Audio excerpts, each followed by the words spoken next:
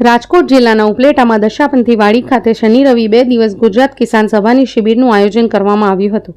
ગુજરાતમાં કપાસ કપાવતા ખેડૂતોને MSP 1600 રૂપિયાથી નીચા ભાવો પણ મળેલ છે।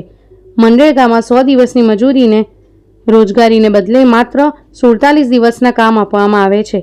ખેત મજૂરોને લઘુત્તમ વેતનથી પણ 104 રૂપિયા મજૂરી ઓછી મળે છે। ઝીરો ડ્યુટીથી કપાસ આયાતનું નોટિફિકેશન ખેડૂતોનો મોતનો સર્ટિફિકેટ સાબિત થશે। ત્યારે કિસાન સભા ખેડૂતોને C2 પ્લસ 50% ભાવની માંગ કરે છે। આર્થિક બરબાદીથી કર્જામાં ડૂબેલા આપઘાત કરતા ખેડૂતોના પરિવારને 25 લાખ રૂપિયા સહાય આપવામાં આવે છે। કિસાન સભાની રાજ્ય સમિતિની મીટિંગમાં ઉપસ્થિત આગેવાનોની હાજરીમાં નિર્ણયો કરતા ગ્રામ્ય વિસ્તારોમાં તારીખ 21 થી 23 સપ્ટેમ્બરના રોજ ગ્રામ્ય ખેડૂતોને વડાપ્રધાનને આપવાની ચિઠ્ઠીમાં સહી ઝુંબેશ કરીને કેન્દ્ર સરકારના ઝીરો ટેક્સથી આયાત થતા કપાસના નિર્ણયને પાછો ખેંચવા માંગ થશે। ગુજરાત સરકાર ગ્રામીણ ગેરંટી રોજગાર યોજના અન્ય અમલીકરણ સંપૂર્ણ નિષ્ફળ રહી છે। કિસાન સભાના રાષ્ટ્રીય મહામંત્રી વિજુ કૃષ્ણને ટકોર કે ગુજરાત પશુપાલકોની ભૂમિ છે। પશુપાલકોના દૂધ ઉપર કેન્દ્ર સરકારે અગાઉ GST નાખી સરકારને માનસિકતા દેશના ખેડૂતોને જોઈ।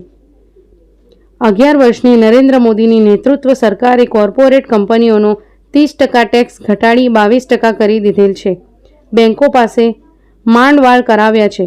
ગુજરાતનું મોડલ એ કોર્પોરેટના નફાનું મોડલ બની ગયું છે। ભોગ ખેડૂત ખેત મજદૂરો કામદારોને બની રહ્યા છે।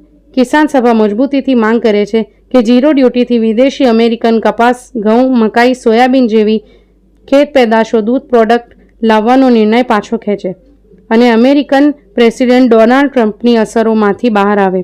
બાઇટ વિજુ કૃષ્ણ, અખિલ ભારતીય કિસાન સભા મહાસચિવ।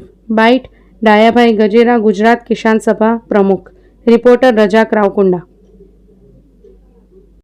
ऑर्गेनाइजर थे, उनका नेतृत्व में उसके 12 साल के अंदर जो किसान सभा बनने के 3 साल के अंदर ही जाति व्यवस्था के खिलाफ भी, उसका शोषण के खिलाफ भी हमारा